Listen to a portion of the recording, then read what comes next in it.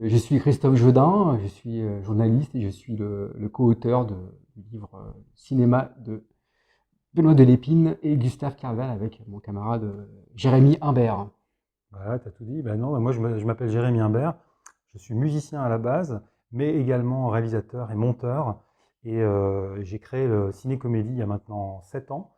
Et puis depuis 3 ans ou 4 ans maintenant, j'ai créé le Festival Ciné-Comédie à Lille, qui a pour but voilà, de mettre en avant les grands noms de la comédie et de mettre en avant un genre qui est souvent un petit peu sous-estimé et qui mérite qu'on le prenne au sérieux. Voilà.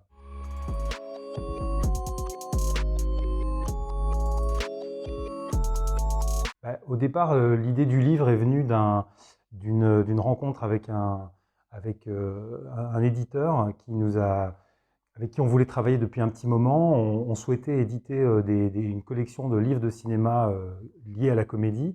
Puis on est parti sur cette idée d'avoir Benoît Delépine, Gustave Carverne comme premier duo pour faire notre premier livre.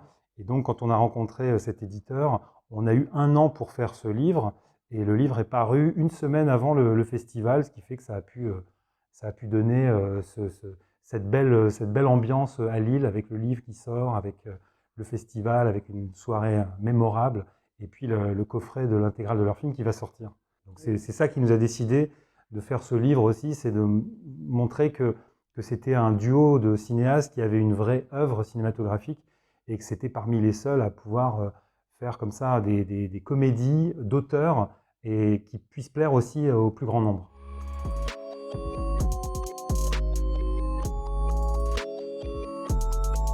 On était en plein confinement, donc on a fait toutes les interviews en visioconférence par Zoom, pour ne pas le nommer. Et on a fait 10 interviews avec Gustave Carverne, 10 interviews avec Benoît Delépine, une par semaine à peu près, chacun. Et une fois qu'on a eu terminé ces interviews, on a interviewé tous les autres membres de leur équipe, en tout cas ceux qui étaient disponibles et qui étaient d'accord pour nous répondre. Franchement, au départ, lorsqu'on a su qu'on allait faire le bouquin en distanciel, on était un peu déçus. Et puis en fait, au fil des interviews, on s'est rendu compte que lorsqu'on est devant une caméra, devant un écran d'ordinateur, on est concentré. Donc on fait l'interview, il y a des questions, des réponses, tout est extrêmement focalisé, il n'y a pas de digression, on va droit au but et parfois ça donne des choses vraiment absolument incroyables. Après, il y a aussi un truc qui est marrant, c'est que imaginez, vous êtes le matin chez vous, vous aimez votre écran, tout noir, tout d'un coup, vous voyez apparaître la tête de Jean Dujardin, de Blanche Gardin, de Benoît Poelvoorde. Là, je crois qu'il a découvert Zoom grâce à nous. Et c'était un très grand moment. Et donc là, il était tellement content qu'il a dit, les gars, vraiment, c'est super, je vais essayer de venir au festival si je peux, et tout ça. Bon, ils nous ont tous dit la même chose. Finalement, ils sont très peu à être venus parce qu'ils étaient tous en tournage, malheureusement. Mais Benoît Poelvoorde est venu et c'était un grand moment. Delépine Carverne, quand ils ont fait leur premier film Altra en 2004, ils se sont beaucoup inspirés de C'est arrivé près de chez vous, qui avait été fait par Benoît Poelvoorde. Et ils ont travaillé avec le producteur de C'est arrivé près de chez vous. C'est lui qui a produit leur premier film. Donc il y a vraiment une filiation entre le cinéma de Carverne Delépine et le cinéma belge. Donc ils s'apprécient, ils se respectent. Il y a un lien vraiment entre la comédie belge et la comédie de Carverne Delépine.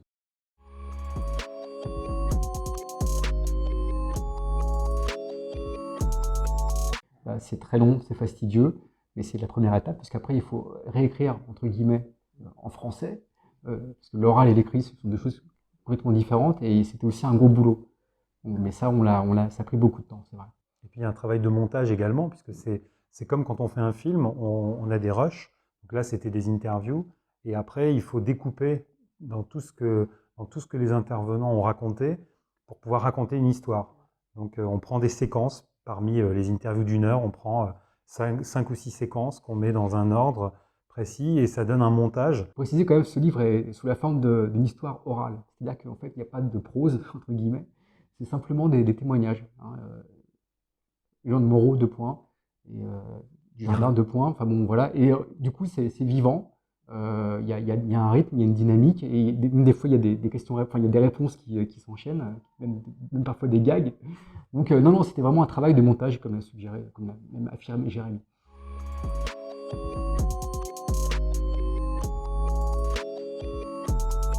Pendant leurs vacances d'été, il y a des gens qui partent en vacances et eux, ils font un film.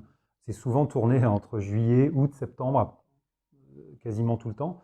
Et eux, c'est des vacances pour eux. Ils aiment se retrouver avec leur petit groupe, leur petite famille de cinéma, et puis avec à chaque fois des acteurs différents. Ils sont ouverts à toutes les suggestions que peuvent leur apporter à la fois les comédiens, mais également les techniciens.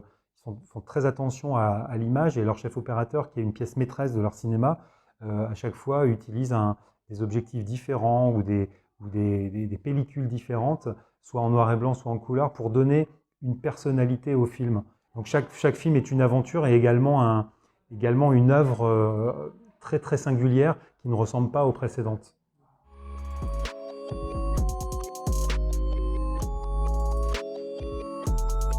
L'idée, c'était de créer un site internet, donc cinécomédie.com est né en 2014.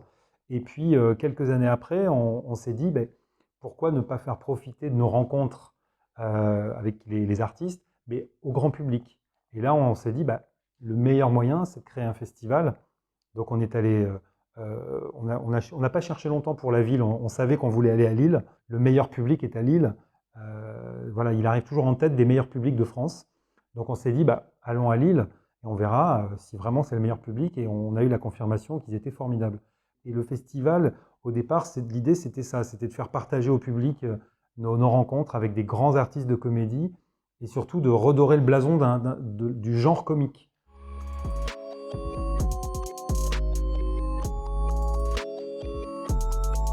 Question très compliquée, parce qu'il y a plusieurs sous-genres aussi dans la comédie. Il y a la comédie dramatique, il y a la comédie noire, il y a des comédies, il y a aussi quelque part il y a des dessins animés qui sont aussi des comédies.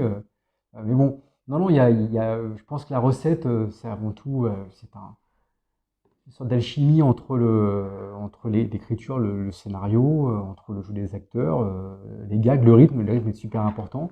C'est un équilibre qui est très très ténu. Et voilà, il n'y a pas de recette miracle non plus. Enfin si, la recette quand même, c'est Gabin qui l'avait dit, c'est une bonne comédie, c'est un bon scénario, en 2 un bon scénario, et en 3 un bon scénario. Et c'est ça, en fait, tout part du scénario, et pas pour rien que La Grande Vadrouille continue à être le film préféré des Français. C'est qu'il y a un scénario qui est d'une solidité imparable.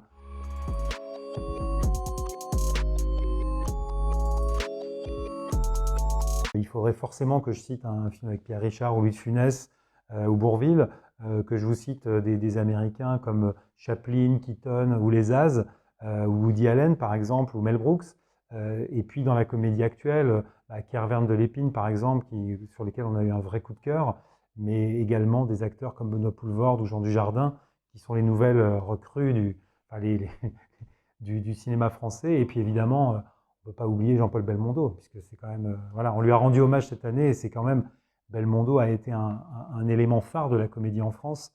Il a marqué le cinéma comique français, même s'il n'a pas fait que des comédies, mais Le Magnifique reste un monument. Voilà. Moi, je commencerai par Comme la Lune de Joël Saria, 77, je crois, avec Jean-Pierre Mariel, une comédie, c'est le sommet de Jean-Pierre Mariel, des dialogues époustouflants, des situations complètement dingues, une ambiance, voilà, un film très très vintage, mais vraiment, mais qui est génial. Pour moi, c'est un peu le Citizen Kane de la comédie à la française, s'il y en avait un. En deuxième, je mettrais Le Grand Blond avec une chaussure noire. Grand Blond, alors Pierre Richard, bien sûr, qui est génial, mais ce que j'aime beaucoup dans ce film, c'est les seconds rôles, en fait. C'est Jean Rochefort et Bernard Blier, en fait, qui jouent premier degré. Ils sont très sérieux, très pince sans rire, et c'est 10 fois plus drôle. Enfin bon, ils jouent pas du tout comique, et l'effet est démultiplié. Et puis, moi, j'ai une passion pour la comédie italienne. J'aime beaucoup ce mélange de rire et de noirceur. Et pour moi, il y a un film qui résume tout ça. C'est un film à sketch. C'est Les Nouveaux Monstres. Entre autres des sketchs de Dino Risi, avec tous les grands acteurs de la comédie italienne. Il y a Mastroianni, il y a Sordi, Gassman. C'est cruel, c'est parfois très cruel, mais c'est très drôle. Donc, je conseille vraiment Les Nouveaux Monstres.